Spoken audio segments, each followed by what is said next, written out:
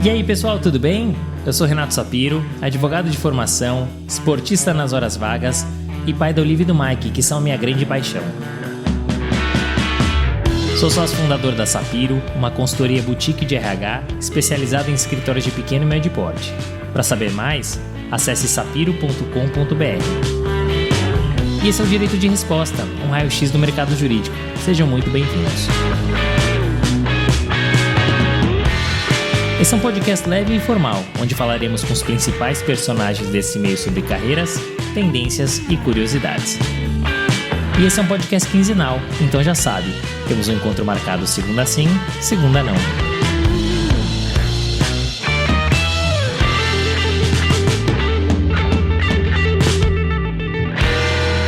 Senhoras e senhores, estamos chegando ao terceiro episódio do podcast Direito de Resposta, a quinta temporada, fechando a primeira trinca com chave de ouro, hoje recebendo Cláudia Carpá, que é diretora jurídica na TOTVS e tem uma carreira super bacana, híbrida, para contar aqui pra gente. Cláudia, obrigado por ter aceitado o nosso convite, prazer te receber. Prazer é meu, obrigado a você, Renato, é uma honra estar aqui, adoro o seu programa, já me diverti bastante assistindo alguns episódios e é um prazer falar com vocês. Muito obrigado. A coisa mais legal, Cláudia, é quando a gente recebe os entrevistados que são ouvintes também. Fica muito bacana o papo, obrigado por acompanhar o Direito de Resposta e obrigado por estar aqui. Bom, já que você ouve, a gente tem a primeira pergunta que é clássica, que é sobre planejamento de carreira. E você tem uma carreira que é sólida e ela é híbrida, porque você tem um começo mais voltado para escritório de advocacia e também em consultoria, e depois você focou totalmente no ambiente corporativo.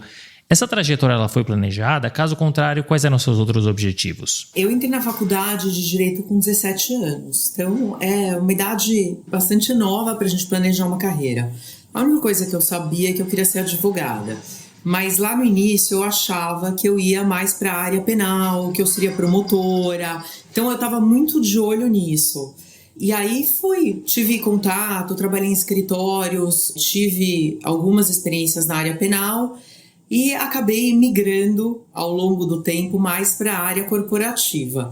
Então, acho que o único plano que eu tinha era de ser advogada e ainda assim com a minha ideia anterior aos 17 anos do que seria ser advogada, que acho que é muito mais baseada nos filmes e um pouco na experiência, meu pai é advogado da área imobiliária, mas um pouco olhando o que ele fazia de longe.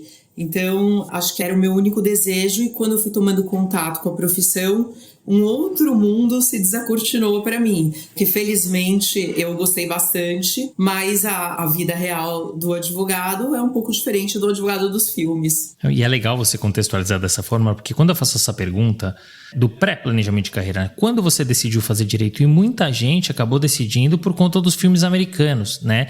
E que por conta disso decidiram, à época da faculdade, seguir para concurso, como você citou, mas a carreira os levou para outros caminhos, como você também. Quando que deu o clique que você falou, peraí, não é concurso, eu quero seguir na iniciativa privada? Eu tinha, no terceiro colegial, um amigo cujo pai era promotor e tinha sido assassinado.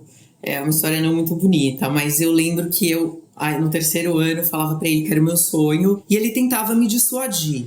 E quando entrei na faculdade, fui tomando mais contato, como eu te falei, assisti a alguns tribunais do júri, alguns julgamentos, e comecei a achar que era muita exposição, e falei, deixa eu pensar o que mais que eu gosto. Direito de família, não gostava, fui para a área corporativa e comecei a pegar gosto. Então, não foi muito uma decisão, agora eu tomei a decisão de mudar. Eu não tinha tomado a decisão de fazer concurso.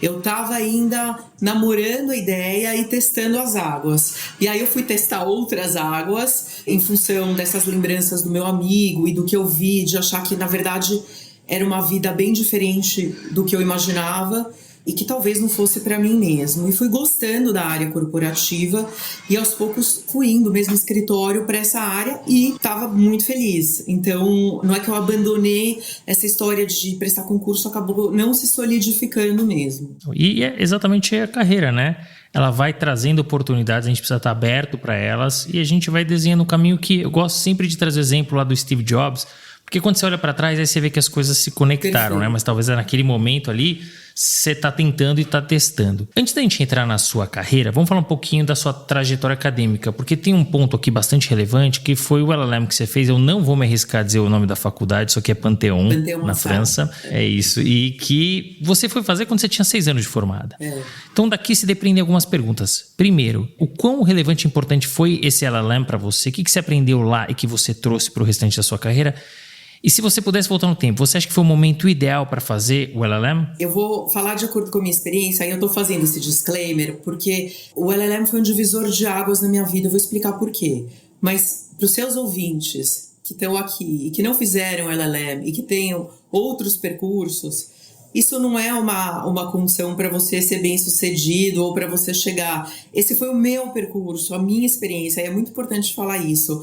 Então, acho que para mim foi um divisor de águas. Eu tinha essa necessidade, essa vontade de ir para fora, de ir para a Europa. A origem da minha família é da Europa do Leste e eu sempre tive essa vontade de viver na Europa e de procurar minhas raízes. Então, eu uni um pouco o útil ao agradável, eu fui fazer um mestrado lá, eu quis ter essa vivência internacional perto das minhas origens e foi muito incrível, tanto pessoalmente como profissionalmente. Só um detalhe, na verdade eu não fui direto para Paris, eu fui para Inglaterra e eu fiz um estágio, então foi assim que eu saí do Brasil. Eu só consegui meu estágio quando eu já estava na Inglaterra, eu não fui com tudo organizado. Eu fui para melhorar o meu inglês, enquanto eu melhorava o meu inglês, eu apliquei numa fundação de direito público e eu fui chamada e fiz um estágio de aproximadamente 6 meses. Quando se aproximou o momento de eu voltar para o Brasil, sem falar francês, sem falar uma palavra de francês, eu resolvi que eu queria estudar na França e fazer um mestrado. Então foi até o inverso do que as pessoas fazem, que na verdade fazem um LLM e aí vão trabalhar ou vão fazer estágio. E aí eu mudei para a França, fiquei 1 ano estudando francês,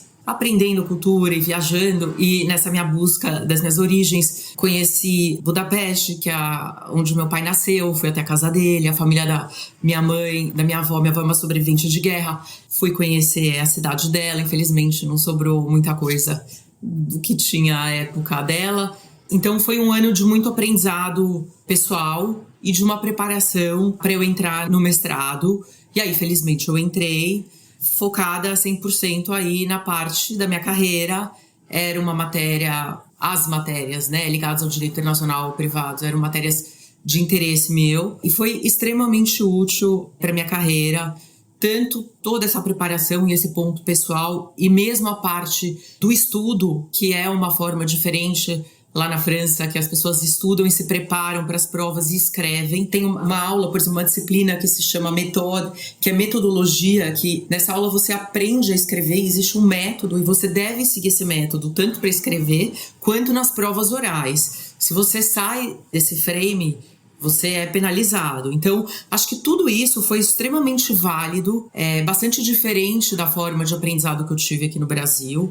Então, foi bastante útil, tanto para minha vida pessoal quanto para profissional. Bastante desafiador. E é legal a forma como você contextualiza, porque não teve um planejamento, tudo bem, né? Olha quanta coisa bacana que você fez, porque você foi ali para buscar um pouco das suas raízes, isso é muito bacana, a gente não costuma fazer, né? E é tão bacana porque a gente vai buscar no final do dia o eu, porque obviamente muitas das coisas que a gente vivencia e aprende são questões familiares, né? Então muito bacana. Vou fazer só uma parte antes de você, até te interrompendo, porque é algo que eu já deveria ter falado antes. Quando a gente está na faculdade e às vezes a gente olha pro colega ao lado, o cara já sabe, ou a moça já sabe, eu quero ser promotora, procuradora, advogada de escritório, e parece que já tá tudo desenhado. E às vezes a gente não tem essa identificação. Fala, nossa, eu não tô tão segura do meu caminho, é muito cedo, eu ainda preciso experimentar. E você se questiona quando você é muito novo, se será que tem algo errado com isso? Será que eu deveria tá dessa forma? E às vezes essas pessoas te olham, eu acho que hoje a gente tem muito mais liberdade, os jovens têm muito mais liberdade, mas eu me lembro que na época as pessoas às vezes olhavam e falavam, nossa, mas como assim você ainda não sabe? E é engraçado, porque quando você é jovem você não se dá conta, hoje você fala, nossa, que bom que você tá se dando a chance de experimentar, e eu olho pra mim e falo, nossa, que bom que eu não me deixei sofrer essa pressão e que eu me dei a chance de não ter talvez um caminho tão tradicional. Então acho que é só para fazer a ligação com esse ponto que você está falando, porque eu acho que é muito importante. Não, sem dúvida. E a gente vai falar um pouquinho sobre caminhos já, Porque realmente você tem um caminho que não é o comum. E isso não significa que é certo ou que é errado. E é diferente. Mas quando a gente fala, enfim, desse caminho que você trilhou, foi muito interessante porque você foi fazer o seu LLM e o LLM foi em francês, é isso? É. Olha que interessante. Quer dizer, você foi para estudar inglês, fez depois um curso em francês, né? Em 1 ano só, sem falar uma palavra. Super interessante. Você foi com 6 anos de formada, né? Sendo que, enfim, você começou com 6 anos de formada. Mas você foi antes, enfim, para fazer tudo o que você já contextualizou. Esse é o momento ideal para fazer um curso como esse? Eu acho que cada um tem seu momento. Eu já trabalhava quando eu fui. Então, eu vou te falar o que eu achei. Eu não acho que eu fui tarde. Eu acho que eu aproveitei as minhas oportunidades de uma forma um pouco mais amadurecida, já tendo tido uma vivência profissional, já sabendo como era o ambiente de escritório, já tendo feito algumas escolhas. Então, para mim foi muito rico. Eu acho que eu sofri uma pressão muito grande, né, nesse LLM. A gente tinha uma forma de estudar, como eu falei, que era bastante diferente, muita decoreba, as pessoas ficavam muito nervosas, tinha gente que desmaiava no dia da prova oral. E eu acho que talvez por eu já ter tido um pouco de experiência, eu, apesar de ter passado por essa pressão e ter sentido, eu consegui lidar de uma forma sem espanar, vamos dizer. Então, não sei se é o melhor momento para todo mundo. Eu acho que eu fui mais madura, eu acho que mais cedo talvez eu não tivesse aproveitado tanto. Então, achei que eu fui no momento perfeito. E eu gosto de fazer essa pergunta porque não tem resposta certa. Tem a experiência de cada um, né? Mas é claro que quando você vai mais madura, né, ou mais vivida, você tem mais material para trocar e, portanto, mais aprendizado à disposição. Você falou de caminhos. Você começou a sua carreira passando por alguns escritórios de advocacia no estágio e também por consultoria. Quando eu falo com os advogados mais novos, eu percebo que tem uma grande questão que é experimento, aproveito o estágio para passar por vários lugares ou isso é mal visto e é melhor eu ficar em um único lugar? Você optou por passar e experimentar. Por que você decidiu seguir esse caminho? E na sua visão, tem um caminho certo a ser seguido? É experimentar ou é estabilizar? Eu acho que é uma mistura dos dois. Por quê? Porque a gente está falando, acho que, dos jovens de hoje que são muito mais imediatistas. Então, as minhas experiências, eu já sou... não vou dizer velha, porque nem eu gosto, mas assim, minhas experiências não foram muito curtas. Então, eu não acho que você passar por 6 meses você ficar pulando, a não ser que realmente você não se adapte, eu acho que é um período muito curto, até para você entender o ambiente. Então, eu acho que não planejei, eu fui indo e vendo o que eu gostava, e minha carreira, eu fui tendo oportunidades e aproveitando as oportunidades. Então, comecei trabalhando em escritórios menores, fiquei com vontade de ter uma experiência num escritório maior, a experiência surgiu. Então, foi um pouco assim, não foi planejado, foi uma questão de realmente eu ter algumas vontades, alguns anseios e as oportunidades irem aparecendo, e aí se dava um match com a minha vontade, eu ia. Então, não fiquei pulando muito também. Como eu trabalho também, meu primeiro estágio foi no final do primeiro ano de faculdade. Então, eu de fato, eu já estou trabalhando, estagiando, entre tudo, muitos anos. Mas eu acho que não tem segredo, mas também acho que precisa tentar dar uma estabilizada, entender o ambiente que você está antes de tomar uma decisão de mudar, dar uma chance, olhar, ter um pouco de calma, não ser tão imediatista, porque as coisas não acontecem de um dia para o outro e até a nossa compreensão, ela não é imediata. Às vezes a gente precisa de um tempo para amadurecer. E é isso, é importante você testar, experimentar, mas com alguma solidez, porque se você testar várias coisas, você não vai nem sentir o gosto, né? Então você nem vai saber o que você gosta mais, o que você tem mais sinergia, o que funciona melhor para você. Você começou sua carreira, como você bem colocou, em escritório de advocacia. Você testou alguns escritórios, dentre eles você passou por 2 estruturas bastante renomadas, como o Felsberg e o Matos Filho. E de lá você iniciou a sua carreira corporativa. Primeira das grandes perguntas, tem um momento certo para fazer essa transição? E qual foi o grande impacto que você sentiu quando você fez essa transição do escritório de advocacia para o corporativo? Acho que não tem momento certo, mas sou muito grata pela experiência que eu tive em escritório de advocacia. Eu acho que isso não é uma regra, mas acho que dá uma base muito boa para nós como advogados. Então, acho que essas passagens que eu tive por escritórios foram extremamente importantes para mim. Mais uma vez, essa migração aconteceu em função de uma oportunidade. Eu estava trabalhando no Matos Filho, na área de mercado de capitais, estava o boom dos IPOs, eu estava varando uma noite atrás da outra. Não estava achando muito legal, apesar de achar os temas interessantes, não me via a longo prazo nessa rotina. E a gente fez um trabalho para a Gol, a gente estava fazendo uma oferta, eu estava em campo fazendo a due diligence, e eu recebi uma proposta. E eu, na verdade, já em campo, fazendo essa due diligence, fiquei apaixonada pela Gol. Achei incrível esse ambiente de aviação, que é, de fato, apaixonante. Algumas pessoas já foram mordidas por esse ambiente, entendem o que é. É uma coisa muito diferente. Eu pisei lá e fiquei literalmente apaixonada. Eu recebi a proposta, eu nem pensei que eu estava fazendo uma migração de carreira ou algo definitivo. Eu falei, nossa, eu não acredito que me chamaram para trabalhar aqui, eu quero amanhã começar. Então foi quase que um sonho realizado. Um sonho curto, porque ele nasceu quando eu pus os pés lá para fazer a due diligence, e aí se concretizou rapidamente. E por lá fiquei 10 anos, então, de fato, foi uma experiência extremamente rica, mas eu não sabia se eu ia ou não voltar algum dia para escritório. Eu era feliz lá. E você sentiu algum grande impacto por ter uma cultura diferente, uma rotina diferente, ainda que você tivesse a Gol como sua cliente? Eu me senti muito mais próxima do negócio e foi uma coisa que eu adorei. A minha interlocução com uma gama diferenciada de pessoas de outras profissões, engenheiros, pessoal do financeiro, a parte aeronáutica, enfim, companhia aberta, questão de acionista minoritário, controlador.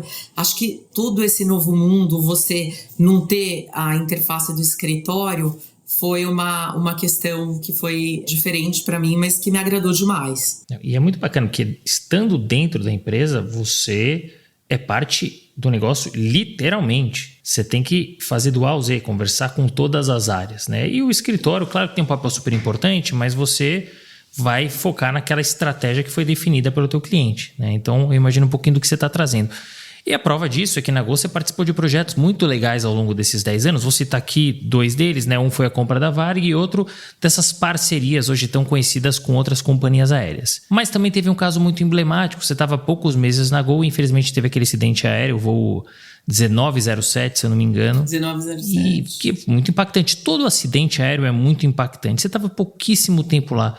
Como é que foi a experiência dessa situação, né? De gerenciar uma crise e com tão pouco tempo de casa? O choque inicial, é engraçado que você me faz essa pergunta, já faz bastante tempo, acho que já faz um pouco mais de 15 anos, mas o dia em que a gente perdeu o avião da Gol do radar e que a gente falou, putz, o radar perdeu a localização desse avião e a gente ainda estava no aguardo, eu lembro desse dia como se fosse hoje. Era uma sexta-feira e a gente estava comemorando alguma coisa no almoço que a gente saiu um pouco mais tarde. A gente recebeu um telefonema, eu estava com umas 4 pessoas e falaram, putz, a gente perdeu de vista um avião, vamos ficar ligado. Nunca tinha acontecido isso. E aí a gente voltou lá pra Gol, ficamos até 10 da noite sem notícia do avião. E aí falaram, pessoal, vamos descansar, é muito esquisito, mas não dá pra tirar nenhuma conclusão precipitada. E a gente vai se falando ao longo da noite. E aí a gente recebeu super cedo uma mensagem que era pra ir pra companhia no dia seguinte, que era sábado. E aí o acidente foi confirmado, a gente ainda não tinha muita informação. Então, enfim, eu só tô lembrando um pouco desse momento. Esse momento foi horrível. Foi um momento de apreensão e de você não sentir mais. Você tá dentro de uma companhia, num jurídico. De fato, de você estar lidando com uma situação de choque, vidas humanas e de pensar qual que é a primeira coisa que a gente tem que fazer agora, como que eu posso ajudar, o que eu posso ajudar. Então, foi um momento que foi muito complicado e a gente se uniu de uma forma impressionante. E isso eu digo, não apenas o jurídico, como algumas pessoas da operação, os próprios controladores da Gol. Então, a gente foi no sábado para a empresa e a gente estava lá como se fosse uma grande família. E aí a gente se juntou numa sala de crise para começar a distribuir tarefas. Então, do ponto de vista profissional, foi extremamente rico, triste e diferente, desafiador. Eu, como advogada, assumi outras funções além do jurídico. E foi um final de semana, a gente estava tentando identificar os passageiros, eu tive que falar com algumas famílias. A gente literalmente se dividiu. Então, foi uma experiência muito rica. Essa experiência se desenrolou aí depois da identificação. Tem algumas peculiaridades, aparecem impostores falando que são famílias, pleiteando coisas. Teve o pedaço da gente pegar os pertences, contratar uma empresa de fora do Brasil para fazer uma limpeza e desinfecção desses pertences de uma forma que a gente não faz no Brasil, aí para a gente fazer um inventário, tentar devolver para as famílias. E aí peculiaridades de, por exemplo, objetos de valor. Eu estava em Brasília, que era o QG principal para a gente resolver os temas do acidente, enfim, por causa do Ministério Público, da ANAC. E eu fiquei com os pertences de valor no hotel, peticionando para o Ministério Público. E eu falava, nossa, era uma situação de caos, as famílias estavam muito nervosas, a gente ainda não tinha informação completa. Eu ficava pensando, nossa, se descobrirem que eu tô aqui no quarto com esses pertences, será que vão invadir meu quarto? Coisas assim que eu nunca tinha vivido e que a gente não é nem preparado para isso, né? Felizmente, acho que a gente conseguiu um desfecho dentro do que é possível de toda a desgraça, mas que foi bem sucedido em termos dos acordos e do próprio apoio que foi dado às famílias das vítimas. Mas foi uma época bastante complicada, porque logo após o acidente houve uma discussão sobre a questão de controle aéreo, como era o controle do espaço aéreo brasileiro, se estava adequado ou não, e foi desencadeada a crise aérea logo após o acidente da Gol. Então a gente teve que lidar com todos os temas relativos ao acidente e todas essas questões da crise aérea, a greve de controladores e o caos dos aeroportos, que eu não sei se você se lembra, mas estava literalmente caótico. Eu viajei bastante até pelos temas do acidente e a gente nunca sabia se ia conseguir embarcar ou voltar na mesma data. Então, foi um período bastante desafiador e, profissionalmente, olhando depois, bastante rico, de bastante aprendizado. Mas é isso, quando se tem uma crise, e a gente teve a oportunidade de entrevistar alguns profissionais que vivenciaram isso, é claro que não é legal, né? Mas olhando pela esfera profissional, é um baita desafio vivenciar aquilo, um momento de muita tristeza, mas que você precisa manter a tua cabeça no lugar, se unir ao teu time para poder dar o melhor. Então eu imagino tudo que você tenha passado naquele dia ou naqueles dias. Obrigado por dividir conosco.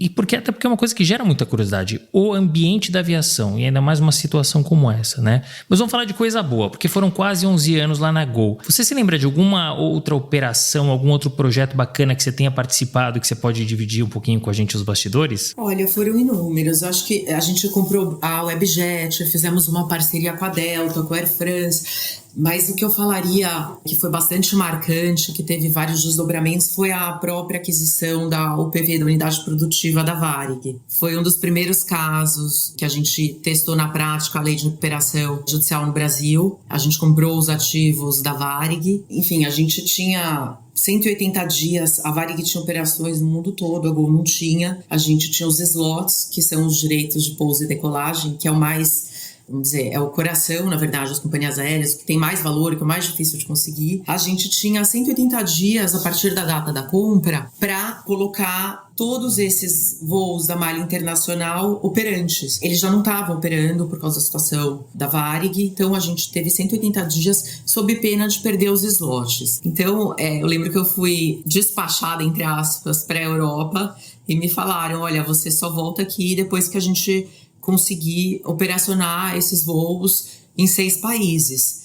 E eu não sabia nem por onde começar, porque, na verdade, assim, a gente não podia mais usar as aeronaves da Varig, porque estavam arrestadas, não estavam em condições. As aeronaves da Gol não faziam longa distância. Então, assim, até do entendimento do que a gente precisa fazer, quem que eu procuro para a gente arrendar essas aeronaves que seriam adequadas, quais os espaços para fazer o próprio check-in e despachar a mala a gente precisa no aeroporto. Então, eram coisas assim, era um mundo de coisas, não necessariamente só jurídicos. E aí eu recebi indicação de um consultor em aviação que morava na Inglaterra. Foi uma pessoa que me ajudou bastante a encontrar canais para me ajudarem com outras coisas, e a gente fez isso em 6 países da Europa. Deu certo. Eu tô super resumindo, mas foi um desafio muito interessante, porque, de fato, eu estava lá com a minha malinha e eu sentava com essa pessoa e ele me falava, tá, mas qual que é o avião que você tem? Não, eu não tenho. Então, peraí, vamos ligar lá para a operação e ver o que a gente consegue, em quanto tempo eles conseguem, porque se passar desses 180 dias, a gente perde o slot. E a gente teve que fazer isso para cada um dos 6 países. E aí, tem algum empregado que ficou da Varig, não tem? O que a gente precisa conseguir? Toda essa gama de coisas em cada um desses países mas deu tudo certo. Em 180 dias a gente fez até uma inauguração muito bacana, que para mim marcou muito, foi lá fora mesmo. A gente fez isso no Museu da Aviação em Paris, foi incrível, foi a cereja do bolo assim, de um trabalho que foi muito intenso por esses meses. Então eu acho que tem muita coisa da aquisição da Varig que dá para falar, inclusive em termos jurídicos, do teste da própria lei de recuperação e o fato de envolver jurisdições de fora. Mas eu acho que essa parte de colocar esses voos operacionais foi o mais interessante, o mais marcante para mim. Não, e eu imagino, Cláudio, baita desafio, porque é o seguinte, é o coração da empresa. Se você deixa passar esse prazo, você quebra a empresa, a empresa falha, não tem muita escapatória. Então, imagina o quão relevante é. Hoje nós temos os M&As, que os advogados trabalham 2, 3 noites viradas e tal, dada a importância da operação. Imagina que você tinha 180 dias para resolver essas malhas viárias todos esses slots. Então, eu imagino o quão desafiador é ir sem nada de informação, praticamente no escuro. Ainda bem que você encontrou esse consultor e que te trouxe aí alguma luz. Ainda assim, imagino quanto desafio que você não encontrou pelo caminho para colocar isso de pé. Então, muito bacana conhecer um pouquinho desses bastidores. Depois de quase 11 anos na Gol, na aviação, que é um mercado super específico, você migra para a Via Varejo e posteriormente para o GPA, né, o Grupo Pão de Açúcar, que então tinha como controlador o Grupo Cassinô, enfim, toda aquela história que a gente lembra da época do Abílio, enfim. Por que você decidiu fazer essa transição? Que impactos que você sentiu por ser um mercado tão diferente? O que mudou na tua rotina? Esse foi um dos momentos bem marcantes da minha carreira, porque eu, de fato, era apaixonada por aviação e apaixonada pela Gol. Em algum momento eu fiquei com uma ideia fixa de que eu tinha que ter uma experiência em algum outro tipo de negócio, que eu estava muito acostumada e que eu tinha que me desafiar. Então eu tomei a decisão de mudar de ramo, vamos dizer assim, com um pouco de dor no coração, mas eu falei, acho que é importante eu ter um outro tipo de vivência. Eu fui para o varejo, fui primeiro para Via Varejo, como você falou, depois fui para o GPA. Eu acho que eu fui movida por essa vontade de ter uma experiência em outro segmento e foi muito diferente. Também um momento de muito aprendizado, de adaptação. Eu assumi uma cadeira maior na Via Varejo e no GPA posteriormente. Foi bastante desafiador. A gente tinha um controlador de fora, estrangeiro, e acho que era um ambiente bastante diferente para mim. Foi interessante, foi rico profissionalmente. Eu entrei numa fase em que o acordo entre o Michel Klein, as Casas Bahia e o Grupo GPA, um acordo de associação, fazia aniversário de 6 anos, e era um momento em que as partes tinham que negociar a liberação das garantias vis-à-vis o que tinha se materializado de passivos durante esses 6 anos. Então foi um momento que não deixou de ser turbulento, porque é uma negociação que cada um puxa para o seu lado, e acho que a minha dedicação maior nesse meu período de Via Varejo e GPA foi em função dessa negociação que foi resolvida, na verdade, mediante um acordo entre as partes. E eu imagino que tenha sido um baita de um desafio, que você está falando de 2 gigantes, empresários conhecidos, então não deve ter sido uma negociação fácil, mas uma baita de uma experiência, que era o que você estava buscando, né? Sair talvez da zona de conforto. Você conhece a Sapiro? Nós somos uma empresa focada no mercado jurídico, especialmente em escritórios de advocacia de pequeno e médio porte, e que tem 2 pilares, recrutamento e consultoria. Acabando este episódio, acesse sapiro.com.br e saiba como podemos te ajudar.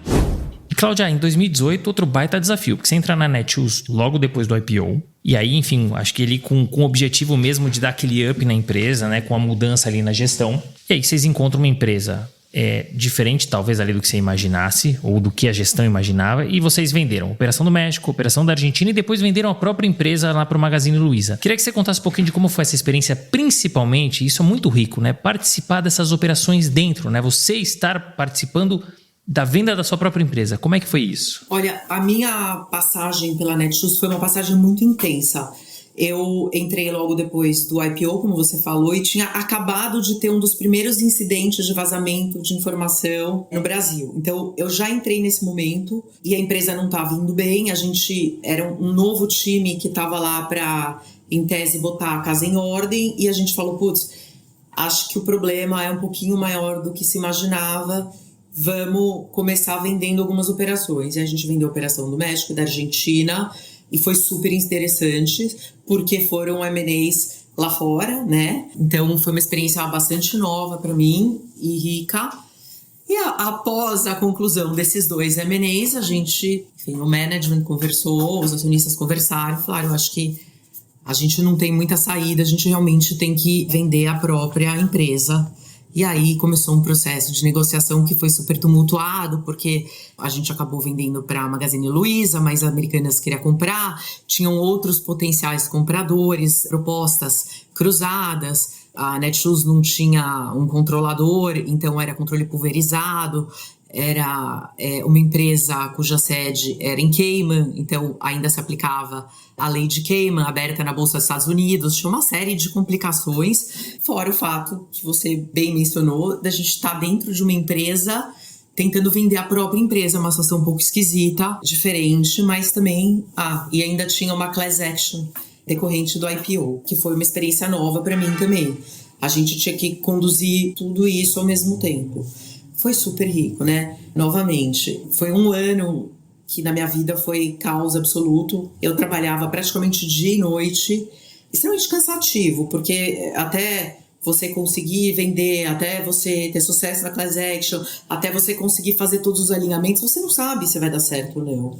Então, foi um ano de bastante tensão, mas, novamente, para nós como advogados, é matéria-prima, insumo para a gente crescer, aprender, e acho que todas essas experiências me moldaram e me deram uma vivência muito importante. Foi tudo muito rico. E Cláudia, qual foi a sensação, depois desse ano inteiro intenso, vendemos, olhando para trás, qual foi a sensação dessa experiência? Foi muito engraçado, porque eu recebi eu não estava procurando emprego, eu não tinha tempo de procurar emprego. Eu pensei, talvez depois da venda, não sei se eu quero ficar, acho que eu vou pensar nisso depois que a venda tiver sido consumada, porque eu nem tenho tempo. E me surgiu a oportunidade de vir para TOTVS nessa fase, e eu falava para todos, eu não consigo nem conversar com vocês, gente. Aí fizeram, enfim, uma esticada de agenda, eu fiz uma entrevista às 6 da manhã, acabaram fazendo uma proposta, e eu negociei assim, não, eu tenho interesse, mas eu preciso terminar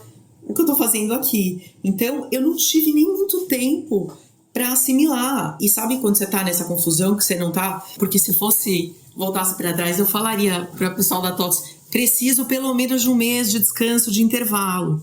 Então, eu na verdade... Não, você tem que começar. Eu falei, não, mas eu não posso deixar as pessoas na mão, tem que terminar. Então, eu fui correndo de um lugar para o outro. Não tive muito tempo para pensar. Eu acho que eu fui vendo o filme bem depois, falando, nossa, que loucura e que experiência rica que eu tive. Foi bem atrasado essa minha caída de ficha. Ela foi com um certo atraso mesmo. E é curioso, porque você emendou uma coisa na outra. Você teve períodos muito intensos, né? Primeiro lá atrás, enfim, com toda aquela discussão que a gente falou agora de Via Varejo e de GPA e Grupo Cassino. Depois, essas vendas todas estando dentro da empresa. E aí você emenda direto a TOTVS, que é uma empresa também diferente, uma empresa de um mercado diferente. E é uma empresa que tem um baita de um apetite para comprar. Se você puder, conta pra gente um pouquinho dos desafios que você encontrou, dessas aquisições, se tem alguma mais especial e como é que foi essa experiência dentro dessa operação. Olha, para mim foi uma mudança muito, muito bacana. Tinha uma época que só me ligava a Headhunter para... Não vou falar o nome das empresas, mas me ligavam para oportunidades em empresas que tinham tido grandes acidentes ou grandes problemas de compliance ou grandes problemas. Grandes. E eu falava, gente, não é possível. Ninguém vai me oferecer um trabalho normal?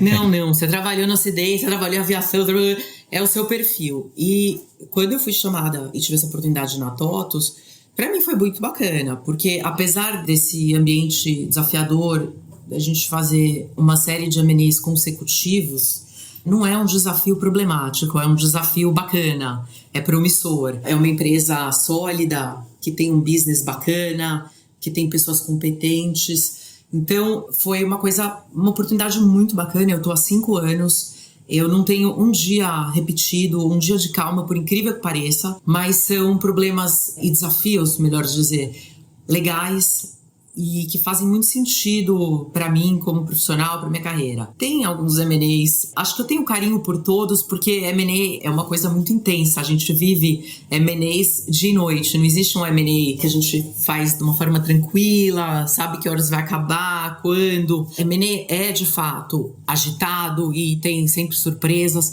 Acho que eu tenho um carinho especial pelo tamanho do desafio da compra da Supplier. A gente teve um M&A muito grande que a gente anunciou ano passado. Na verdade, a gente fez uma joint venture com o Itaú. Há 2 ou 3 anos, uma joint venture com a B3, que foram extremamente ricos. Mas se eu tivesse que escolher um do coração, seria a compra da Supplier. Poxa, que legal. Obrigado por dividir com a gente. Até porque são várias as operações, né? Teve RD Station, enfim, teve outras muito bacanas, né? E importantes e emblemáticas. Mas sabe uma dúvida que me gera? Vocês adquiriram várias empresas. Cada empresa tem a sua cultura, o seu DNA, o seu estilo.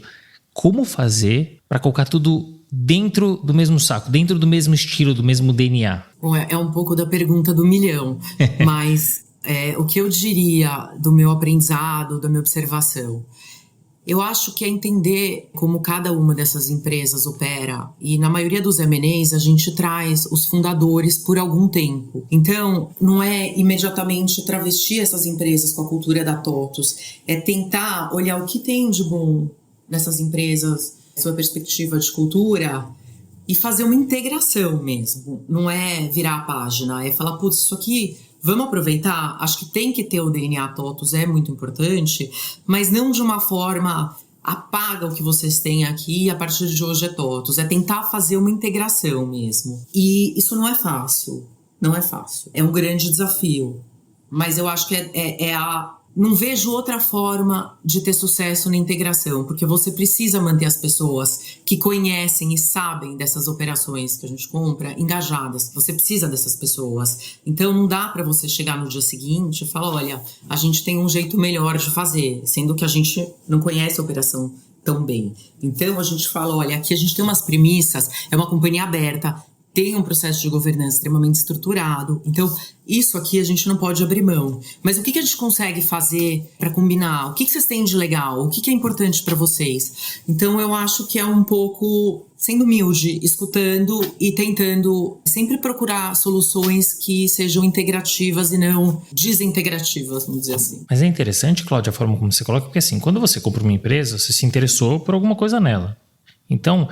se você matar a cultura dela da noite para o dia, talvez você esteja matando a empresa, esteja matando as pessoas dentro da empresa e o engajamento, como você bem colocou. Então é interessante que haja minimamente um período de transição e que vocês consigam aproveitar o que tem de bom na empresa e, claro, colocar um pouco da cara da TOTVS, porque é a empresa mãe, né? Mas é interessante ouvir a tua visão. Tem essa questão interna que é super importante, mas tem até a questão dos clientes. Se você compra uma empresa e a partir do dia seguinte a forma de contratação, a forma de interação com os clientes, tudo muda, de fato, você acaba com a empresa. Acho que o que tornou esses clientes e eventualmente fiéis à empresa pode ser rompido, né? E não é o que se deseja. Então, é bem importante ter cuidado. É um processo tão importante quanto o próprio M&A, essa fase da integração. Sem dúvida, talvez até mais difícil, né? Mais difícil que a negociação. Com certeza. Eu acho que é. Cláudia, você tem contado aqui um pouquinho da tua história, que é uma história de muito sucesso. E você é uma profissional de sucesso e multipremiada. Dia 8 agora, a gente vai ter o Dia Internacional da Mulher. Então, aproveitando e unir os dois temas, você acha que você teve que superar mais barreiras ao longo da sua carreira para chegar onde você chegou? E que dica que você pode trazer para as nossas ouvintes? Bom, novamente, olhando hoje eu falo, claro, sem dúvida eu tive mais barreiras. Mas quando eu comecei, ser mulher não era um tema. Piadas machistas ou essas coisas que hoje não são mais toleradas, isso era muito mais frequente e ninguém parava para falar sobre isso, né? Eu não tinha a possibilidade, o direito de falar, não gostei do que você me falou, isso não é admissível. Não existia esse ambiente. Então, eu acho que hoje a gente está num momento muito privilegiado e que existe essa preocupação e que as mulheres estão conquistando cada vez mais um espaço maior. Acho que agora os homens que têm que lutar pelo espaço deles para manter, porque muitas vezes em processo seletivo, se tem um homem e uma mulher competindo, até para equalizar o número de homens e mulheres, para ter mais paridade, as empresas acabam optando por mulheres. Então, acho que para ser clara na sua pergunta, sim, passei por algumas coisas, mas não parava para prestar muita atenção, seguia focada no meu objetivo. Acho que hoje a minha missão como mulher, como líder, é prestar atenção e não permitir que isso ocorra nem na minha equipe, nem na minha presença, nem ao meu redor. Então, sempre que eu vejo uma situação que eu acho que não é correta, equilibrada, eu pontuo e tento ser uma pessoa correta, dar oportunidades para homens e mulheres e conscientizar os times, tanto os homens quanto as mulheres, porque a gente não vai fazer nada como mulher sem os homens e nem os homens sem as mulheres. Então, eu acho que é essa geração que está aqui para dar oportunidade para homens e para mulheres que sejam competentes, independente do sexo. Acho que a gente tem um atraso que não é só no Brasil, é no mundo, para cargos de liderança, mas cada vez mais eles vêm sendo ocupados por mulheres também, mas o nosso desafio é dar iguais oportunidades e não olhar o sexo da pessoa no momento de contratar. Precisamos fechar o gap para o mercado estar mais equilibrado, mas acho que o critério da contratação e da oportunidade deveria ser absolutamente focado na meritocracia. É que você bem colocou, né? A sociedade ela evoluiu e que bom. Existe um gap, esse gap ele precisa ser preenchido, né? E você tem um papel muito importante, porque você trilhou uma carreira que, olhando agora para trás, você fala, olha, eu tive que superar mais obstáculos, né? Então, você sentiu na pele as dores de ser mulher. E vocês têm um papel muito importante, porque vocês vivenciaram isso e vocês precisam ajudar as profissionais mais novas para que isso não aconteça. Então, muito bacana que você traz isso. Mas faltou a dica. Como dica, eu acho importante você entender que você é mulher e boa profissional.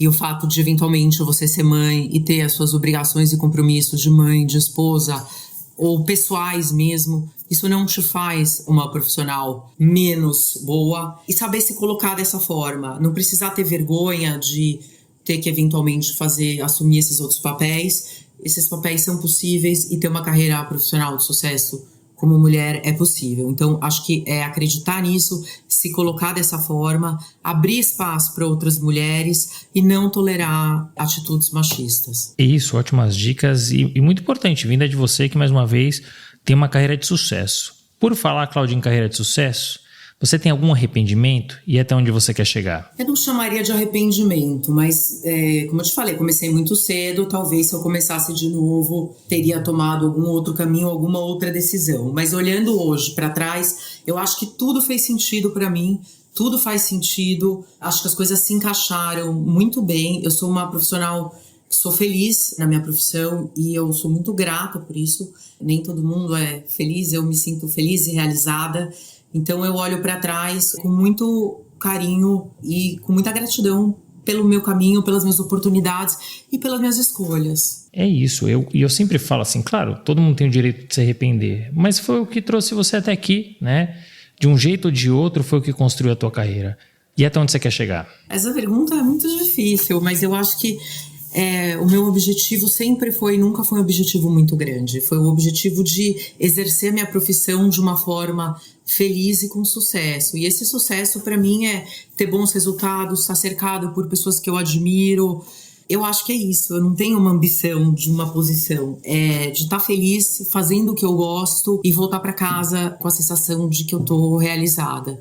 Acho que tem algumas oportunidades ainda para mim, algumas coisas eventualmente no exterior, mas não é um destino final. Eu acho que a minha vontade é estar feliz e realizada fazendo o que eu faço. E no final do dia é isso, é o mais importante, entendeu? Seja qual cargo for, seja qual objetivo você tiver, precisa ser feliz, porque se você não estiver sendo feliz, não faz sentido você estar fazendo aquilo, certo? Exato. Bom, você é uma super líder e você é reconhecida por isso. Mas liderança, principalmente no mercado jurídico, Cláudia, é um tema bastante sensível, né? Tem gente que diz que você ou nasceu líder ou não nasceu, o que eu pessoalmente discordo, porque você pode desenvolver isso. Mas aí o ponto é, como desenvolver isso, sendo você uma líder de sucesso? E que skills que você acha que é importante para um líder, especialmente dentro do mercado jurídico? Adorei a sua colocação. Eu não nasci líder, eu nasci mandona. Eu acho que eu sempre fui mandona. Isso não significa que você é líder. Eu acho que a gente desenvolve o papel de liderança e isso o que foi importante para eu desenvolver o meu papel foi experiência, erros e acertos. Acho que muita observação, porque de fato não é uma matéria que a gente aprende na faculdade e eu não sei, eu não acho que eu tive esse skill, que eu nasci com esse skill. Então acho que eu fui me desenvolvendo, olhando para os meus times, entendendo, pensando qual é a melhor forma de motivar, sem ao mesmo tempo desnaturar a minha personalidade. Então eu não olhava e falava, putz, o que eu tenho que fazer para agradar? Não, eu pensava, o que eu tenho que fazer para essa equipe estar feliz e dar resultado. E aí é um aprendizado diário. Eu não sei se tem receita, não. Eu acho que é um aprendizado diário de observação, de escuta, de troca. E cada um, Cláudia, na verdade, vai montando a sua forma de liderar. Claro que tem lideranças que não são mais toleráveis, por exemplo, a liderança pelo medo, mas fora isso, acho que cada um vai desenhar do teu jeito, né? E é muito na base do visualizar, do vivenciar, do experimentar, que é um pouco do que você trouxe. Antes da gente ir para os finalmente e para os conselhos, que eu sei que você tem vários bacanas, quem é a Cláudia na pessoa física? Bom, na pessoa física, eu tenho uma multiplicidade de interesses. Eu gosto muito de esporte. Eu comecei a jogar tênis na pandemia, depois de velha, então assim... Somos dois. Gente, é bem complicado e desafiador, mas ao mesmo tempo é incrível, né? Você mudar completamente. Delicioso. Eu gosto bastante de línguas, eu gosto bastante de livros, de música, de cinema, de arte. Eu não sou excepcional em nada, eu não sou aquela pessoa que tem um dom maravilhoso de cantar, de tocar. Eu tenho um irmão super musical, então eu não sou essa pessoa, mas eu tenho muitos interesses, gosto de viajar, gosto de comer. Eu acho que eu poderia dizer que na pessoa física eu sou uma pessoa bastante alegre, feliz e curiosa. Eu acho que a minha maior característica, duas características que eu falaria são a curiosidade, que me leva para caminhos muito diferentes, inimagináveis às vezes, e acho que uma parte de coragem também. Não sou uma pessoa muito medrosa, então eu me arrisco muitas vezes e acho que junta a curiosidade com a coragem dá uma mistura interessante. E acho que eu diria que na pessoa física é isso, muitos interesses.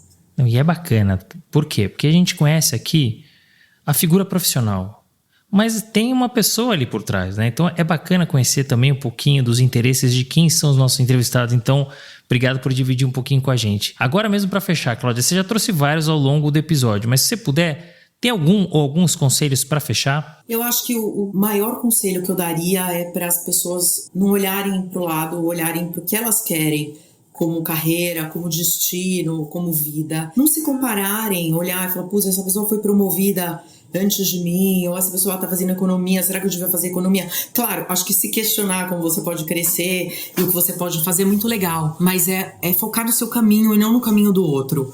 Eu acho que é uma coisa que propicia uma experiência mais rica e vai se aproximar mais do que na verdade você deseja para você. Então, eu acho que eu daria esse conselho. Não tem receita mágica. Segundo conselho é não ter pressa. As coisas não acontecem de um dia para o outro. Eu não construí a minha carreira. Eu não acordei e resolvi ser diretora jurídica. A gente vai se preparando ao longo da carreira e aí as oportunidades aparecem. Então, não ter pressa. Cada coisa a seu tempo e seguir no objetivo. Eu gostei muito dos conselhos, porque eu acho que é isso, tudo tem o seu tempo. E mais do que isso, compare você com você mesmo. Quem era eu há 5 anos? Eu evoluí? Eu melhorei? Eu tô no caminho? É isso, não se compare com outro. Você não sabe como é que é a vida do outro. Ele pode contar uma vida maravilhosa de Instagram. Compare com a sua vida, com quem você é. Fechamos com chave de ouro. Cláudia, muito obrigado. Olha, que bate-papo bacana, uma história super rica, com uma trajetória de muito sucesso. Foi um prazer enorme te receber aqui. Obrigado pela generosidade por dividir um pouquinho conosco sobre a sua história. Eu que adorei, espero que as pessoas gostem, estou à disposição e super parabéns pelo programa. Fim de papo. Se você gostou, recomenda para seus amigos. Se não, fala comigo que eu quero te ouvir. Até a próxima.